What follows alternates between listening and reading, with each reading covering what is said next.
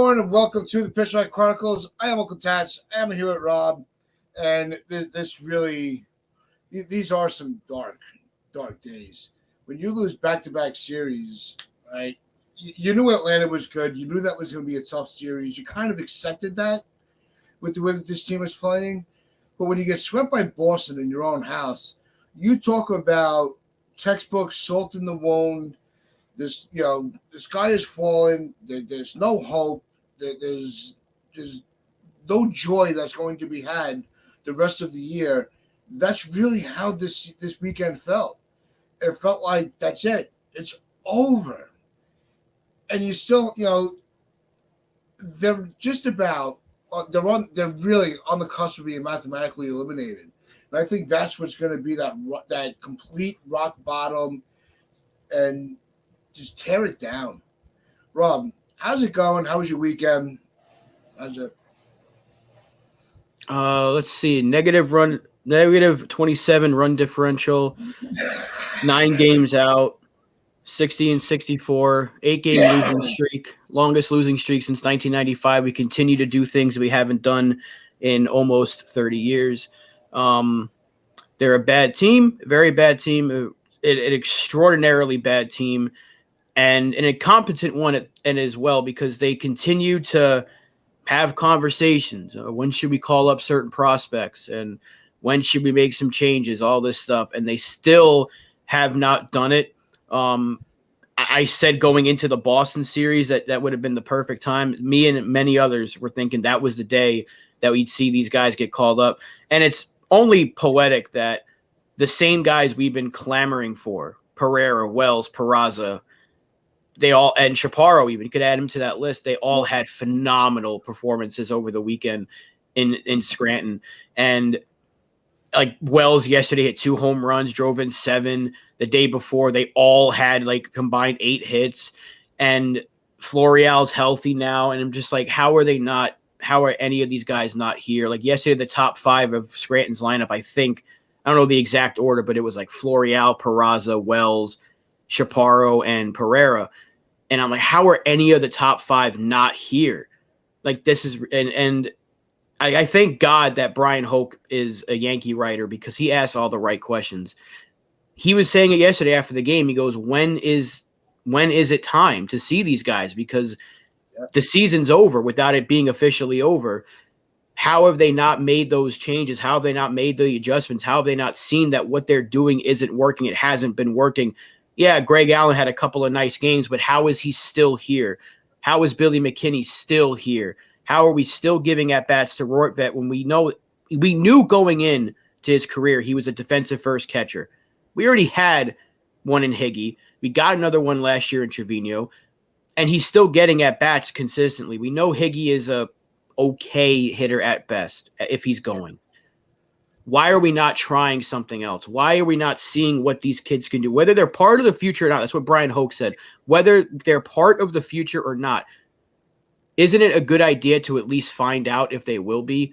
And that's what we've been saying for so long. And this season is over. It's been over. You just lost 8 straight. You got swept again this time by the Boston Red Sox. Blow it up. Blow the whole thing up. See what you have in the farm and move forward with that. Shut a couple of guys down if you have to. There's no reason for Bader to play every day, for McKinney, for Bowers, for Allen, for Higgy, for Rortvedt, even Stanton, DJ. These guys don't need to be playing every day. You know what they are. You know they're not good.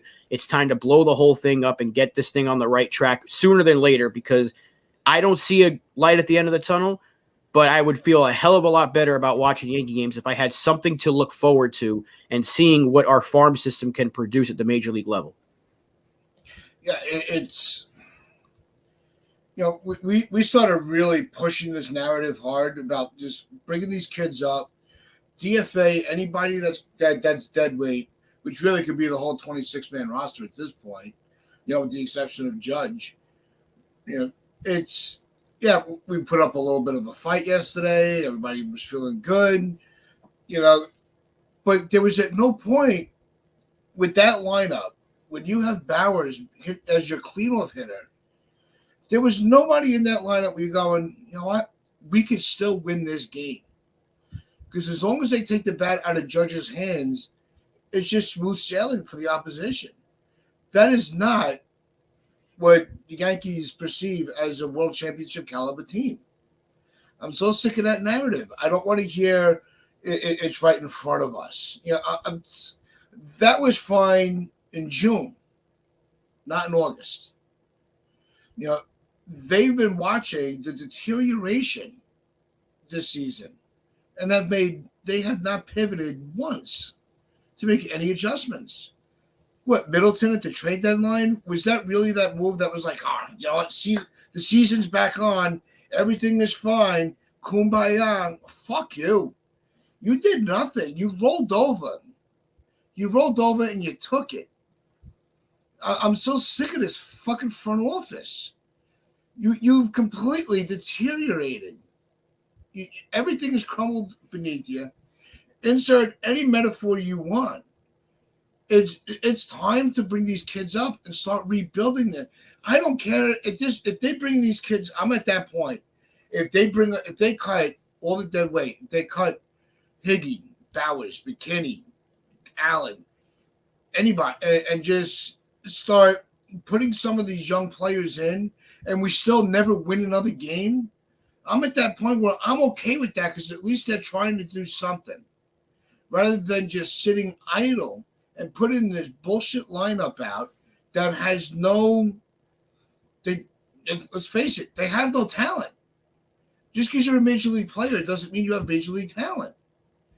The Yankees are accepting that as reality. It's a sad truth, but it's the fucking truth. They are not talented enough to be New York Yankees' definition of world championship caliber team. It's the truth of it. I'm looking at the lineup from yesterday, and just you have a few players that are over a 750 OPS, which isn't even the league average. But that's how bad it is that we're looking at, like, well, if you're over 700, you're somewhat usable. And you have Judge, who's playing at 75% at best. He's still over a 1 dot. He's the exception. Then you have Torres at a 775, and he's like our best hitter this year out of the guys that have been playing the entire year. That's what we're coming to. And then, like, I'm looking at this team, and I'm like, who is untouchable from this roster? Garrett Cole, Aaron Judge, I guess Rodon because of his contract, and Anthony Volpe. Like, everybody else can go, in my opinion. Like, even if they wanted to move Nestor next year, if some team gave you a crazy offer for him, do it. If someone wanted Clark Schmidt, maybe you think about that. Maybe you could put Schmidt in that untouchable category because he's got a lot of years of control left, and he's shown you something this year as at least a middle of rotation kind of guy. But that's it. We're talking about a 26-man roster that has 4, maybe 5 guys that are just like, you can't move them because Volpe's your future. You've made that clear by passing up on the players you did. But everybody else, I don't see, like, if they can move Stanton next year, which I don't think they will, but you do it. The guy's hitting below 200 with a 715 OPS. Like, we know he's slow off the IL. He's been off the IL for 2 months, so that's out of the question. IKF should not be playing every day. He's a bench player. Bader stinks. He's not going to be here next year. Not trading him when they had a chance to is a felony, in my opinion. And, like, at least Volpe's been better lately, but that's about it. Like, that Judge is playing hurt, and they're not going to give him anything to hit. So seeing him strike out 3 times yesterday, you're like, I can't say anything bad about Aaron Judge. And I know people want to crap on him as much as they can, but there's so many other issues here. They got to blow it up. They got to use the whole offseason, just revamp this entire roster, but you can get a head start on that now. And that's the part of the Yankees' problem is they're afraid to move on from players that nobody's going to really care about. Billy McKinney, no one's going to be running to the waiver wire to get him. Jake Bowers, no one's going to be running to the waiver wire. Greg Allen, there's a reason these guys have been passed around the league. And then you look at Albert Abreu, the guy's got an ERA of almost 5. He's been here for 2 years now, and they refuse to let him go. Marinaccio's still in AAA. You can't forget, they called him down. They sent him down. We haven't seen him. It's been well over 10 days. Why are we keeping guys on the roster that we know aren't productive when we can call up somebody that has at least some upside? That's the key word, is upside. There's no upside to McKinney or Bowers or Allen or Rortvet or Higgy. Maybe Rortvet, but no upside with Higgy. you keep him around if you call up Austin Wells because he's the veteran. He can teach Wells a few things at the major league level. But Albert Abreu, where's the upside? He's an innings eater. When things are really bad, you have him go out there and eat innings, and he makes it even worse. Like, that's all he does. So blow it up. Get some new blood in here. And will they go on a run? No, they're not going to make the playoffs, but maybe things will be a little bit better because it can't get worse. And how will you know until you try? You know, you're never going to know unless you give it a shot. So is Pereira the future in left field? Well, you've kept him out of every trade, so you might as well see. You did not trade Peraza. He was untouchable, and somehow he has not been given a shot all season long. There was opportunity after opportunity to play this guy every single day. Give him a few off days here and there, that's fine. But he should have been in the lineup just like Volpe every day. Whether it was playing third, whether it was playing second, or playing shortstop when Volpe needed a day off, and they never used him. These are the issues that the organization has and that they've had for a very long time, and that's why we're all complaining. Yeah, that's the problem. There is no upside. It really isn't. You know, and as much as we're on the these streaming channels and we're screaming for these kids to get that chance, they're not going to do it. You know, you're going to get maybe one of them in September. They're not even going to wait. You know, it's after the 18th. There's no more of this issue with the service time. So what's the fucking holdup? That's what it's ridiculous. What's not ridiculous is this chat. Because this chat is on fire today. Want to give everybody their shout outs. So good morning to everybody. Steve Schulman, good to see you back in the stream. It's been a little while. Always appreciate you. Jonathan, like clockwork, like my alarm goes off every day. I know Jonathan's going to be here. Love you, bro. Sunil, I did get your phone call yesterday. I was actually sleeping because I just couldn't keep my eyes open anymore. But we'll have to talk and catch up. But good to see you this morning. NFE, how's everything going? Dev Finch, how's everything? We got FJ. Thanks for hanging out with us. Anthony Garcia is here. The infamous, the legend. Mr. Barrows is in the chat. Good morning, Mr. Barrows. And we have a new person in the chat. So let's all welcome Samantha T to the Pinstripe Chronicles chat and the family. Samantha, how is everything going? Despite the Yankees, hope you are doing well. Medina, my bro, always in the building. Good morning. And our trivia master for the upper deck, Spencer's in the building. What's going on, Spencer? So let's get into some of, because the comments have really just been on point, right? And one comment from Steve here. You know, we're all talking about the light at the end of the tunnel. Yeah, it's another train coming head on at us. And that's really, yeah. We're trying to go one direction, and we're trying to figure out how this team can be successful. That other train, that's the front office coming straight at us going, yeah, no, you guys got to turn around because this isn't the route we're going. That's not how you run an organization. It really isn't. They're on the wrong track. That's what it is. Where the Yankees are going on the wrong track, so they're going to get a head-on collision to the rest of Major League Baseball. Yeah. Joan, good morning, Joan. You popped in while I was doing my shout-outs. But it's, you know, and everybody's got the same mentality. Just bring these fucking kids up. Let them play. I can't take it anymore. You know, when you, I can't erase from my mind Bowers is your cleanup hitter. Are we serious? Are we even trying to win games anymore? Are we actually trying to be competitive, or are we just really just going through the motions because we're already so far out of any contention? Is this really what we have to look forward to for the rest of the year? Is this what's going to make people show up at the stadium? Is this really what's going to make people turn on their TVs if you can figure out what fucking channel it's on?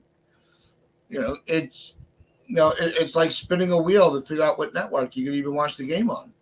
The only constant right now is you can either go watch it at the stadium or John and Susan on the radio.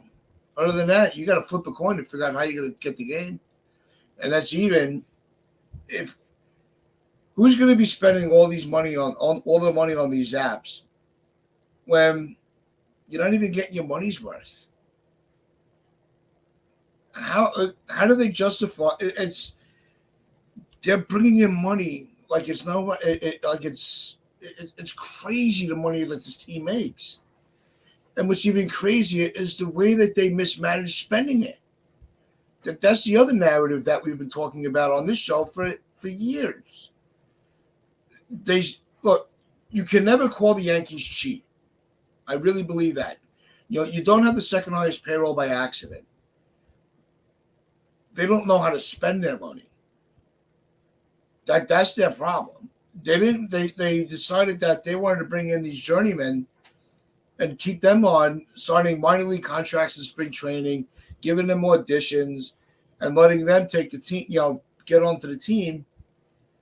Meanwhile, you still have so many holes you never filled. Where's your left fielder? Where's your your offensive catcher? Yes, Trevino, Iggy, great behind the plate, worked with the pitchers well, but they're not offensive catchers. Trevino had a career year. We all enjoyed it. We appreciated it. But that's not what he is. We also don't have a legitimate starting rotation. We had too many question marks. Rodon's health, Herman's stability, Severino's health. Cortez, having this season he had the year before, being able to repeat that was a huge question mark. The only solid piece that we had in the rotation was Cole. This is not a world championship caliber team. It's not right in front of us. It's not around the corner. It's however they want to spin this to make them sleep better at night. It's not the way you operate. This is a piss poor organization putting out piss poor baseball and pissing off all the fans. It's a whole lot of piss. But that's basically what they are. They're just a big pile of piss, big pile of shit. What's up to Damien? They don't do anything well, and that's something that we've been talking about. Like, what do the Yankees do well? Hitting the double plays. That's about it. Like, they don't necessarily pitch well. They got a good bullpen, but we saw Clay Holmes blow up again, and he's starting to hit another one of those walls where he looks really good and then he looks terrible. Michael King. Then he's another example. Here's another guy that has already proven to you to be a good bullpen arm, a really good bullpen arm at times. He has his hiccups, but more times than not, he's getting the job done. And now you're messing with him. You have him start a game, and then he pitches the next two appearances out of the bullpen, and guess what happened yesterday? He gives up a home run. And it's just like, how many times are we going to do this to pitchers? We're going to screw with them. We did it to Jabba Chamberlain. We've done it to – Job is obviously the poster boy for how you mishandle pitching, but we almost did it to Severino. We did it. We tried it with Clark Schmidt, but they've stuck him in the rotation this year. They've done it with so many different people. Dylan Betances came up as a starter. They moved him to the bullpen. That was the right move, but they always do this where they try to, like, if you're going to make King a starter, just have him start and make Brito the guy that gets the bulk innings after him. Have King give you 3 or 4 stretch him out. Now's the time to do it since there's nothing to play for anymore. Now you're playing for 2024. So instead of using him out of the bullpen, and Boone said it himself, well, we got Loizaga back. We got some guys back we can afford. King wants to try to be a starter. We feel like he's got the stuff. He does have the pitch repertoire for a starting pitcher. Do it now, but don't have him start a game in Miami and then pitch him 2 straight games out of the bullpen. And look what happened yesterday. You don't have a closer. As good as Clay Holmes can be, you don't have a closer. And all we really do is we take pitchers that aren't necessarily that good and make them solid out of the bullpen. We don't have good starting pitching. We have a great number 1 and a questionable 2 through 5.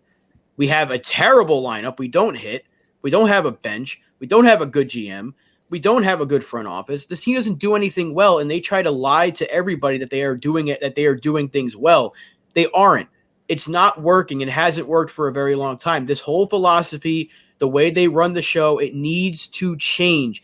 And I don't think Brian Cashman's the guy for the job, but we know he's going to be here next year. But if he has this sort of like light bulb moment go off on that stupid head of his and he goes, maybe it's me, then he needs to realize, and Hal needs to be the one that gets to his head and be like, we got to change this shit up because it ain't working. We know Boone's probably going to be gone. He's going to be the scapegoat.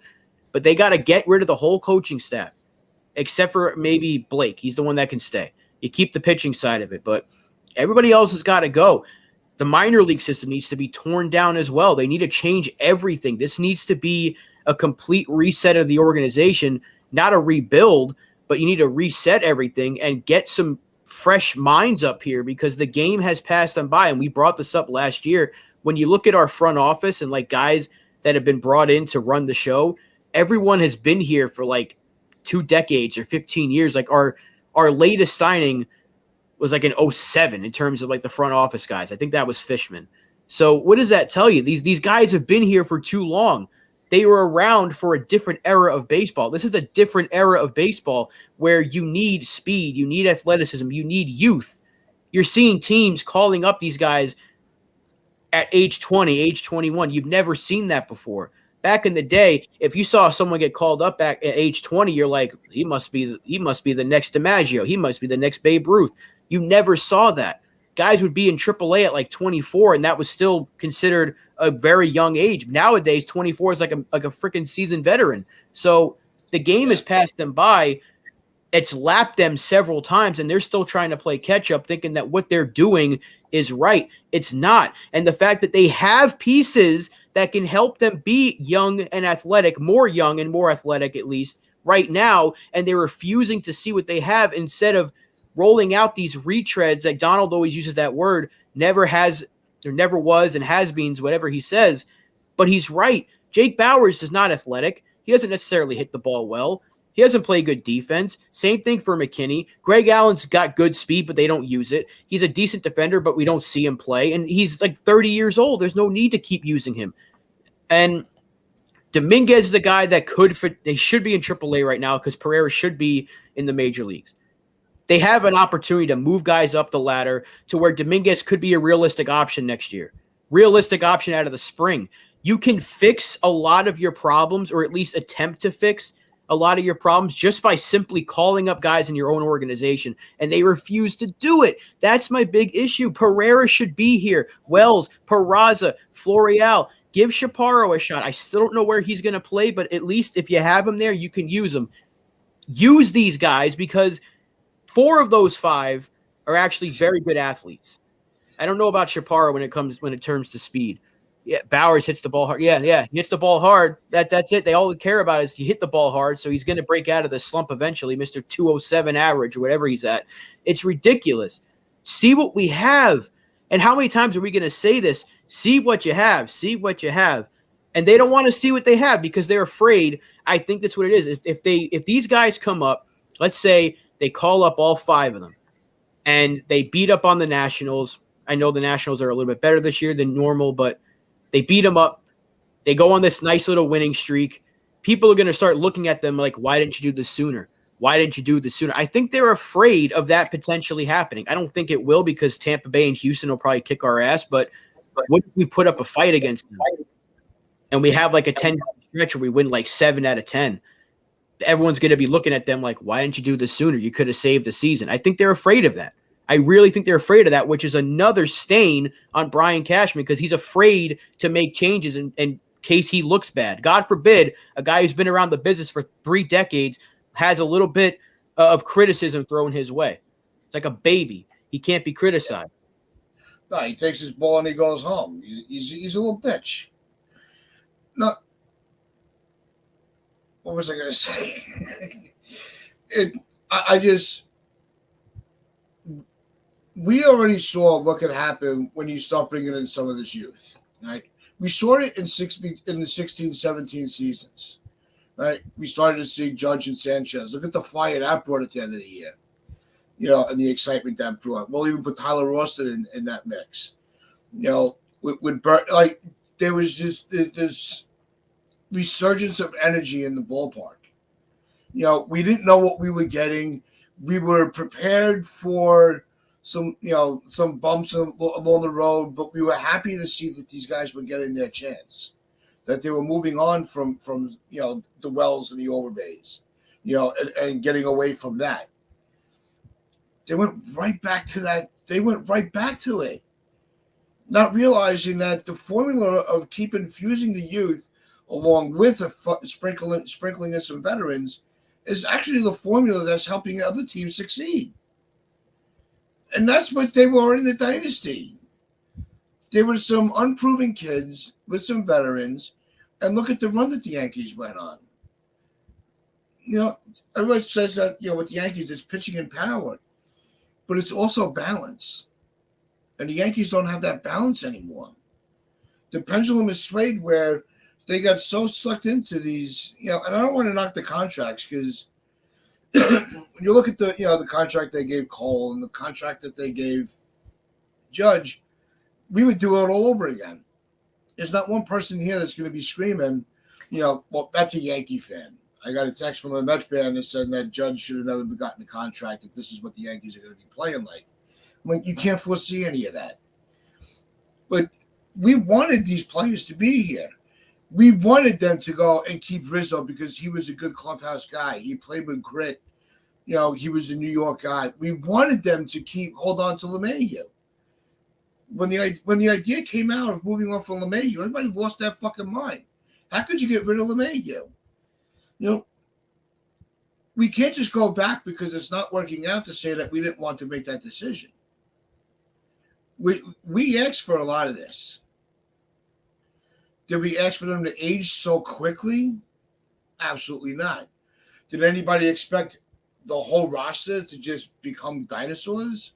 No. We're realizing that it's not working, and we need to make a pivot. It's going to hurt. It's going to cost some money. Right? It's not our money that we're talking about, but it's still, you're talking about money. Make the fucking move. Enough of this shit. Just start bringing in just go back to the power, pitching, balance. It's that fucking simple. Yeah, and even with those veterans, the Yankees had a luxury of that not a lot of teams do. They had a good farm system.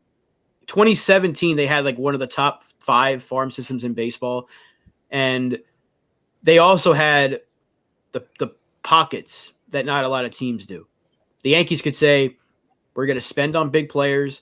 We're also going to call up our top guys. And that's what they did for the first couple of years of this whole baby bomber thing. Even 2018, while they got Stanton, but they also refused to get, well, I mean, look, LA Yankee King was right. Let's be honest. The guy was right. He's the only one that saw this.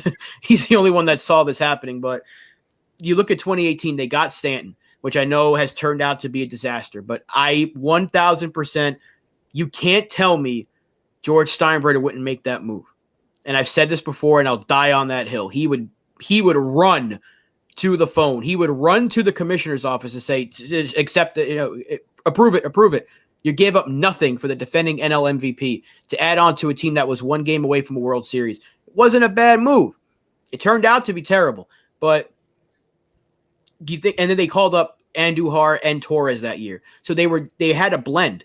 They already had a good team. They added to it, and then they started calling up kids again. They didn't give Frazier a shot, but they didn't necessarily need to at the time because they had Stanton, they had Judge, they still had Gardner. Aaron Hicks had his best year in 2018, and they won 100 games. They got beat up in the playoffs, of course, and that's been the norm for them, but it wasn't a bad team. 2019, we didn't see the prospects coming up necessarily, but they also still had a really good team. You still had Judge, you still had Stanton, who was coming off a great year. Andujar got hurt, but Gio Urshela stepped up. Gleyber Torres came off a good rookie season, had a great 2019. Didi was still playing there. Gary Sanchez bounced back from a rough 2018. He wasn't great in 2019, but you still had the pieces to win, and the Yankees won the division, lost in the ALCS. But from that point forward, we had prospects that we didn't really use. And then we saw Volpe climb up the ladder. We drafted Austin Wells. But since then, we haven't really used the prospects. It's been like since 2021, we haven't used the guys that when they should be used. And we're seeing a lot of that now. And the Yankees can do that. They can have that mix of we can spend on the big money player, but also we can use our farm system to our advantage, whether it's trading for a really good player or calling them up. They didn't do that at all this offseason. They didn't do that at all at the deadline. And they have to probably do it in the offseason, but they need to They need to clean house. Is exactly what Ford Train just said. Exactly what Mazda just said. They need a clean house, and they need a different focus because what exactly have Minaya and Sabian done? That's what I asked on the upper deck yesterday. Nobody has an answer because nobody knows what the fuck they're doing. You know, I had made the statement on the show yesterday with Chris. I think that they were brought here in the off season. That it was a smokescreen. It was a smokescreen so we would get off of Cashman's back. Say, all right, at least they're giving him some help. But it's been the same fucking thing over and over again. The same mistakes that were made before those two were brought in to assist him are still here. So why the fuck are you paying those guys if they're not? What have they had their hands on? That's what I think. That's what fans need to start asking. What does Sabian Minaya have their hands on where everything went so fucking wrong? Because you could also spin the narrative. You could also spin it. Look, these guys came in to help out Cashman, and this is the year that we just completely fall off the map. Maybe it's their fault. Maybe they had, they were giving Cashman poor information. That's definitely a Yankee spin if there ever was one to save somebody's job. How does it take 3 GMs and now? This Yeah, but like you have you have 2 former GMs and you have a current GM, but you have 3 GMs in the same room, and you have this whole group of people running the show, and you don't get a left fielder. Not one of them said you should probably get a major league left fielder. Not one of them said you probably should have a backup plan for when the inevitable happens with Stanton. He had a great year in 2021. He didn't have to deal with it. But once he got hurt last year, like that phantom injury that happened after the All-Star game, and like no one was like, how the hell did he get hurt? They should have been like, let's prepare in case it goes wrong. And it did. And their backup was Jake Bauers or Billy McKinney or, nobody that no one wants to see. And I don't know how, again, I don't want to necessarily blame Sabian because he's got winning history with San Francisco, but Minaya didn't do shit. Like, what did Minaya do with the Mets? It's like the Mets were doing great stuff. They had that great year in 2015, but I don't even know if he was around for that. I don't get how it takes 3 GMs to screw this up so poorly. How do you do this? How do you have a team that just plays so bad, but how do you not see it sooner and make a quick change? Like, how do you not make those moves at the deadline to free up some spots? How do you not call up these kids when they're ready to play? Because it's clear as day that Peraza is ready. He's too good for AAA. Wells has already proven he's too good for AAA. And same thing with Pereira. Florial's already proven that. And they're afraid to make these moves because they're afraid to lose players that suck, and they're afraid to look bad. You already look bad. There's not a single person out there that is going to defend this front office right now. I can't think of anybody that's like, well, you can't predict injuries. And yeah, you can't. But the fact that we are healthy-ish now, right? Like, you got Judge back, and you were saying when you get him back, things are going to be different. And you've been terrible. Nope. You just lost 8 in a row. You just lost 8 straight games. So at what point does the front office say, I don't care if we look bad, we have to make a change? And they are not doing that. Maybe today we'll see the moves happen. We'll see some guys get DFA'd, and you can too many people in charge. Maybe that's what it is. Maybe there's just but we know who the main guy is. But the fact that Hal was the one that said, don't trade away the pieces when Cashman wanted to, it's like, we want to blame Cashman for not trading, but we got to blame Hal. But if it's Cashman who doesn't want to call up these guys, it's like, well, Hal needs to step in. There's no cohesion here. And we thought that Hal and Cashman were like lock and step with each other. Apparently not. So there's dysfunction. This team they don't play well. They're not managed well. They're not coached well. They don't have the right preparation of the minor leagues. What is there to look forward to with this team? And at least give us something to want to watch. Like, how many times do we have to say it? I feel like a broken fucking record, but we are a broken fucking record. The Yankees are a broken team, and you got to try to fix it. Whether it's putting a piece of tape on the crack by calling up these kids, whatever metaphor you want to use, but It's better than watching this garbage day in and day out and expecting something to change. You can't spray paint shit gold. It's still shit. That's what the Yankees are trying to do. They're trying to be like, well, if Bowers has a run again, and if McKinney starts to run into a couple, maybe Stanton will get hot. We're still a bad team. There's too many ifs, and like Samantha says, you can, and we've said it, so at least, we know somebody, more people than not agree with us. You can't predict injuries, but you can prepare for them. That's been the whole problem is where you're right, Samantha. They don't have backup plans to when things go wrong. You have teams that they have backup plans to their backup plans. And where are the Yankees fucking sitting? Look, fucking Miami is a half game out of a fucking wild card spot. Washington, they tore it down. They traded away a generational player in Soto. They're still right in it.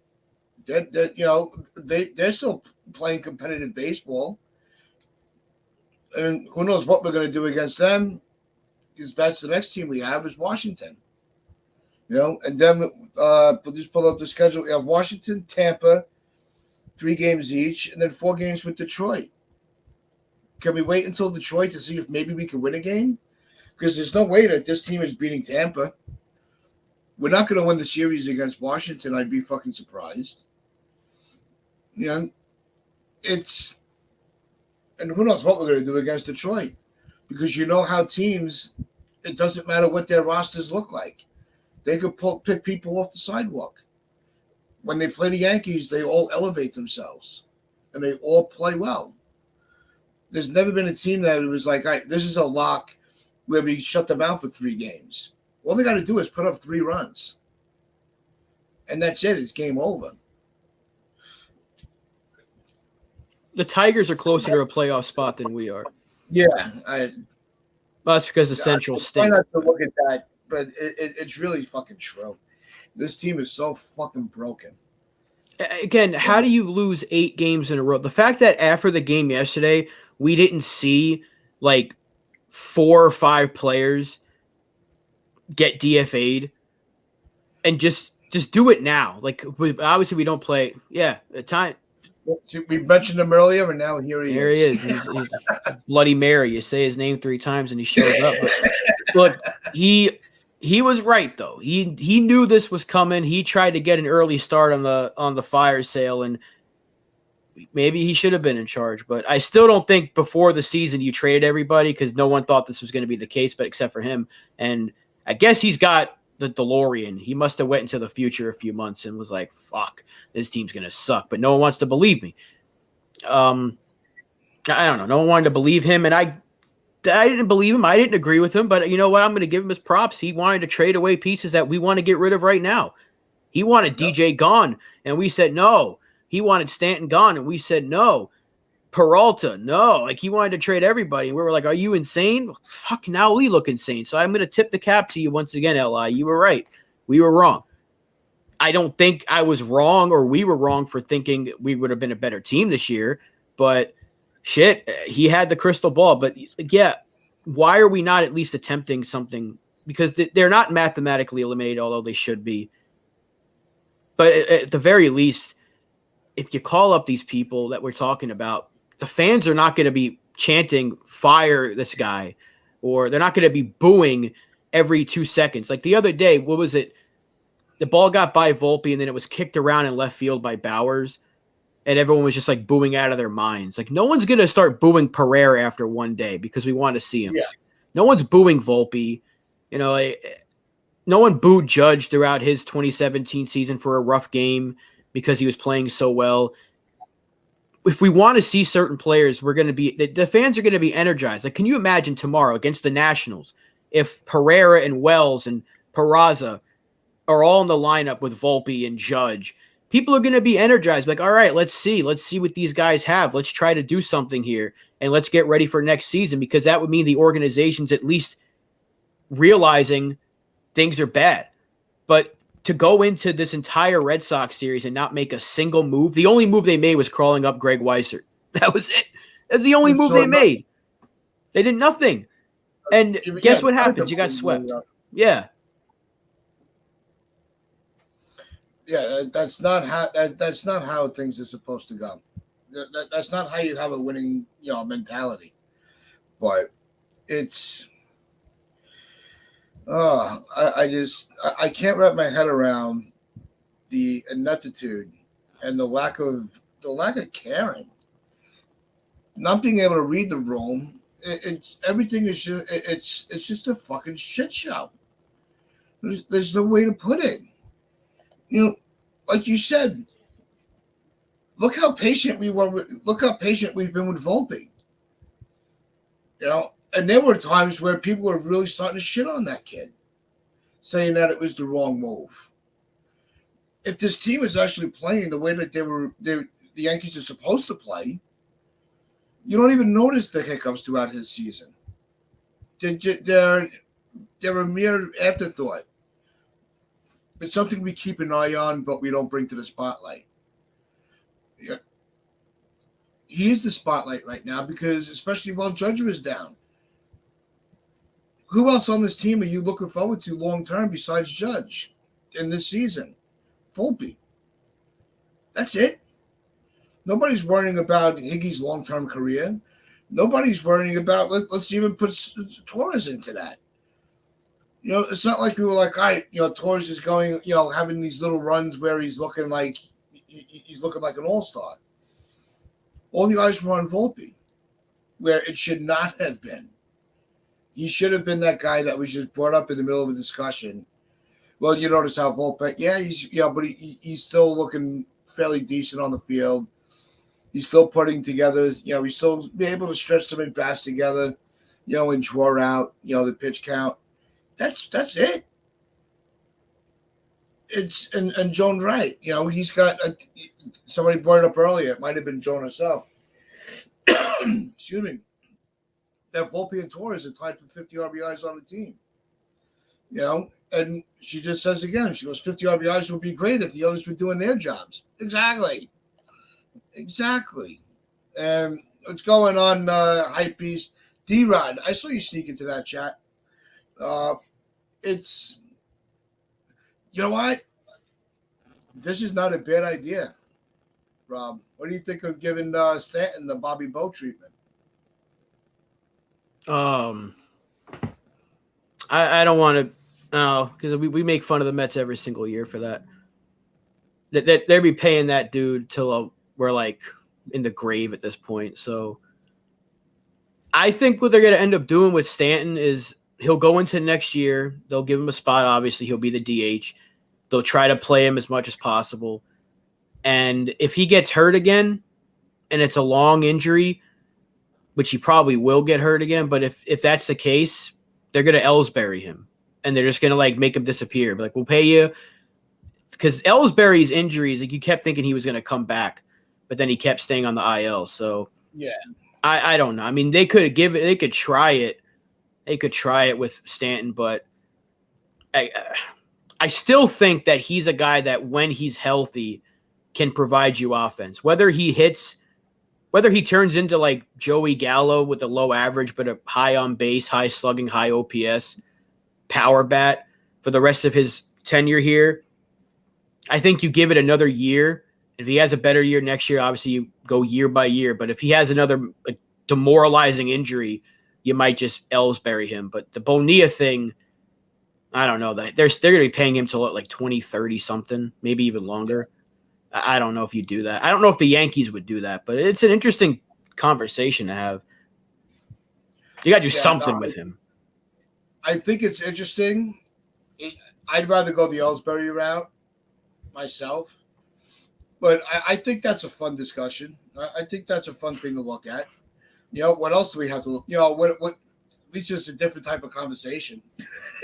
You know what I mean? Yeah. At least it's something else to fucking talk about aside from no offense, shitty defense, journeyman taking up the spots from the young kids just being yanktified, as our brother Donald would say, and just never getting a fair chance.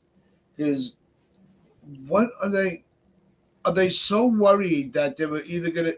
It's like they're afraid of being proven wrong by not using these kids, And if they don't pan out, they're afraid of being wrong for not trading them when their value was up and nobody knew who they were. Which is why I kept saying, if we have to move Dominguez to bring in Soto, at least Soto we know is the finished product of what we hope Dominguez would be. That was my reasoning for it. It's not that I had no faith in Dominguez, but Soto at least was the finished product, and he was still young. You still had, he didn't have the years of control, but he still had the age that would have benefited the Yankees. Yes, Benintendi did not want to come back to New York, but as soon as he made that decision, where was the pivot to get somebody else? There was none. Again, they put their faith in the wrong people. And like I said, I respect their loyalty, but they're so loyal, it's a complete negative.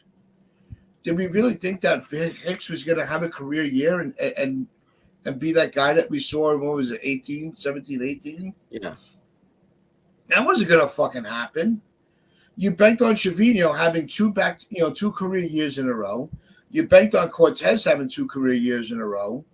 You banked on Severino, who could never stay healthy throughout a whole season, to be to have an all-star year. That wasn't going to happen. Too many questions. They gambled too much. They put all their chips in the middle before even seeing what the hand was. Before the dealer even got started, they were all in on this roster.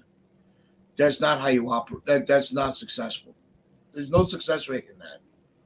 No, and they made their entire offseason on getting Judge back, which is great. They brought back Rizzo, which I'm not going to complain about because he was really good for us. And obviously, you didn't think that he was going to suffer a concussion. It would take them 2 months to figure it out that he has a concussion. But they after that, and they got Rodon. And so it's like, okay, Benintendi doesn't want to be back. The only thing they wanted to do was get Brian Reynolds, who wasn't realistically available. I kept saying that, and people didn't believe me. I was like, the Yankees don't have what the Pirates want. And even before the Montas trade, they didn't have what the Pirates want. The Pirates wanted a Bobby Miller type of pitcher. The Yankees, even with Waldichuk and Wesneski, Medina, they didn't have that. None of those guys, because look what they're doing with Oakland this year. None of those guys are Bobby Miller type of pitchers. The Yankees did not have what Pittsburgh wanted, and they kept trying and trying and trying. But the Yankees are very stingy with their prospects. So, yeah, and the Nationals didn't want Dominguez, and the Yankees didn't want to give away Volpe. So, but again, to not pivot and be like, okay, well, Yoshida is a free agent. He would have been perfect for this team. Perfect. Donald brought him up. He's like, I would really take a look at Yoshida. And I didn't really know that much about him. And once Donald brought him up, I started looking at his numbers. I'm like, that'd be a good move. That'd be a really good move. And no, John, I don't think so. I don't think they're going to fire Boone until the end of the year, if they fire him at all. They could very well say, we were injured, we're going to make another run at it. But they made so many wrong decisions this offseason. They made the worst decision possible the year before by taking on Donaldson's money, which held them back from making a move this year for a left fielder. There's so many issues with this team and how they've been run. But the fact that we haven't seen so many of these players yet called up, what are we doing? What are we waiting for? So I think we should take the final 10 minutes of the show just to kind of, what would our roster look like? What would our preferred roster look like in September when we have those extra 2 spots? What would I know you brought up your lineup and who you would have, but you want me to bring that back up? I can't bring it on the screen, but I might be able to find it on my phone from when I saved it. I remember you basically.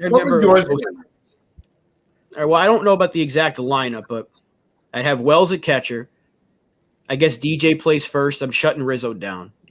No reason for him to come back to this. Torres at second, Volpe at short, Peraza at third, Pereira in left, Florial in center. Judge plays right field DHs. Stanton plays right field DHs. You have IKF, Higgy. I guess Bader, Bowers can stay, and when you get that extra spot, Cabrera can be off the bench as well. And Cole, Rodon, Schmidt, Vasquez, I'd just make Michael King a starter at this point. Just do it. Him and Brito can mix it around. And your bullpen will be Holmes, Hamilton, Canely, Middleton, Marinaccio, Peralta, Brito, Severino, although they should get rid of him, and Loizaga. That'd be my 28-man roster. Yeah, I would definitely have as my rotation. I'd have Cole, Schmidt, Brito, Vasquez, Cortez if he's healthy, but he's not healthy right now, so you have to rely on fucking Severino. So we actually only have 4 starters that I would actually put faith in. Maybe have the bullpen day as your 5th. I'd rather that than use Severino. And for my I would have Volpe, Torres, Bader, Judge, Peraza, Cabrera, LeMahieu, Wells, Pereira, and I would have on my bench. I don't even play Stanton, IKF. I have Bowers there because he is a lefty and he can maybe play a little first. He can play a little first base. And Whiteford is my backup catcher. Higgy's out. I'm sorry. I don't care. You went to college. You play college ball with Cole. Big fucking deal. No, it doesn't make you a good ball player. Your time is up. Thanks for calling the no-hitter. Thanks for calling the perfect game. Thanks for saving, Cole from having to use Sanchez. Sorry, gotta go. Higgy's got to go. I want Wells, and that I would do that every day for the rest of September, and let the chips fall where they may. I would keep Higgy over Rortvedt at this point, just because I want Higgy to try to teach Wells a little bit, because the one flaw in Wells' game is they don't know if he's going to be a catcher long term. And Higgy is a much better defensive catcher because he's been around longer. Rortvedt can be a really good defensive catcher, but I think you need to keep the guy who's been doing it longer. Plus, you'd have to DFA Higgy. They don't want to do that. You can just send down Rortvedt. You can just send him down. And by DFAing a couple of these guys like McKinney and Allen and Cordero, you can DFA him too.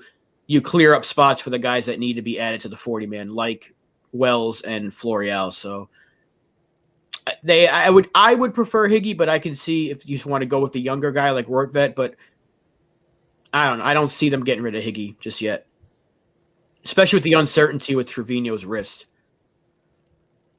No, there's really, I know I've been harsh on Higgy, but if they decided to hold on to Higgy, I can't argue that. I think maybe his veteranship in the organization, gives him the upper hand, I guess. I'm not vested one way or the other. I don't know if we haven't seen enough. I haven't seen enough of Voigtvedt to really have a solid opinion on him. But I do know that Higgy is not that guy that if Wells needs a day off, or if Wells, well, you can't even say God forbid because, he's a Yankee, so an injury is going to happen. It's who would you rather as your backup? I'd rather give, Voigtvedt a chance to see what he has. We haven't had the opportunity to. They don't use him properly. Why is Higgy all of a sudden an everyday catcher? That's, and we all know, yes, Trevino got hurt. I get it. But they had time to pivot to make significant changes, and they just shit the bed. They just thought, we're the Yankees. We know better than everybody. I'm Brian Cashman. I'm the Tom Hagen of the Steinbrenner family. I'm untouchable, and there's nothing anybody can do about it. I'm going to do what I want to do, and all the fans can go fuck themselves. That's what the Yankees did to us this year. Yeah. And John Willie Randolph for manager? No, I don't think. I don't think that'll work. He hasn't managed since when, like 2007. When was the last time he was a manager? But I can't. I'm trying to think of like ways to salvage the season somewhat that doesn't involve repeating ourselves. But there is no other way. No. Like there's only one way that you can somehow salvage the season and maybe make a run just to simply finish 500 or better, and that's to give some of these younger players a chance because you're doing two things. One, you're preparing for 2024, and two, you're telling people that you're trying to change your ways a little bit because we have not seen the Yankees do this in 7 years. And even 2016 wasn't a complete reset of the roster. Like, it was really just Judge and Austin that got called up. And before that, it was Sanchez. It wasn't like they were calling up 4 or 5 different players. This would be a significant change of the roster at this stage of the year. And even in 2016, we weren't this bad. 2016, they were still in a playoffs, like not a playoff spot, but they were still chasing a playoff spot. They were like, I think 4 games out or something like that when they called up Judge and Austin. So they were still in the race, and they still decided to trade away some pieces and get ready for the next year. They were that close. They almost made it. So take some lessons from your own fucking history and be like, hey, this would be a pretty significant move at this stage of the year, but guess where we are? In last place in our division, 9 games out. We're below Los Angeles now. We'd have to chase another team to make a run. Even Aaron Boone is acknowledging that they have to do something historic just to get to the postseason. Yep. So the fact that now they're acknowledging it, it tells you this thing ain't going to be fixed this year, and they're not making the playoffs. And I think they've accepted that finally. And I think now would be the time to be like, all right, Bowers, thank you for the big home runs at times this year. McKinney, thank you for that nice 2-week stretch. Allen, thank you for being here, I guess. But make the changes. Get these kids up here. The ship has sunk, absolutely. It's absolutely sunk. Get the kids up here. Roll forward. Let them play every single day. If you got to sit Wells here and there, I get it because they don't want to play catchers too many days in a row. But Pereira, Volpe, who's been here, obviously, Peraza, Florial, Wells as much as possible. Get them in the lineup every single day and do it and just see what you have. That's it. That's all you can do.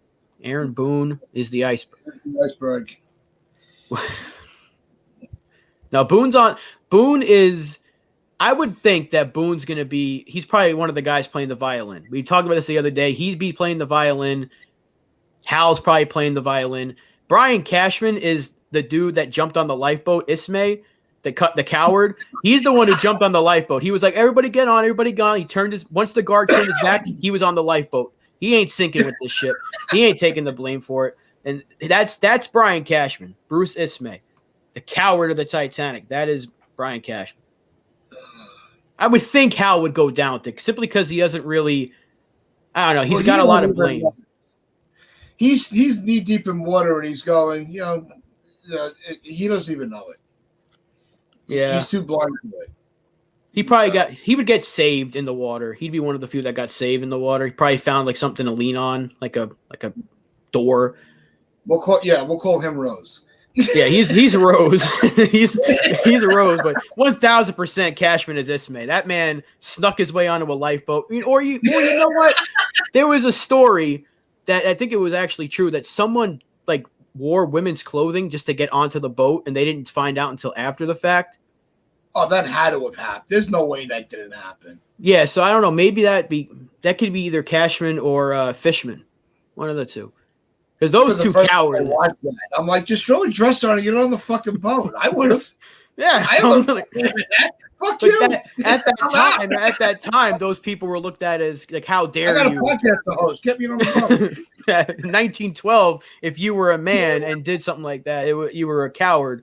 Nowadays, I'm not going to get into that, but yeah, Brian Cashman 1,000% got on that boat when he wasn't supposed to. He ain't sinking with this ship. He ain't taking the blame for it.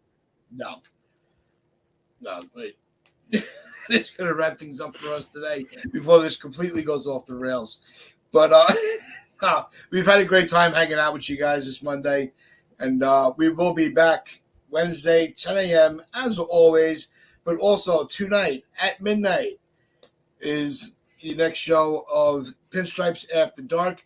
So if you're awake at midnight, you want to talk a little baseball, I got a little special topic being planned to bring up. But you got to tune in to find out what the topic is. But it's going to be an interesting discussion. I'm going to tell Rob off screen. So he could be like, oh, wow, that is actually, yeah, see, I'm not so dumb after all, Brad. I know you're not in the chat, but you'll watch this later.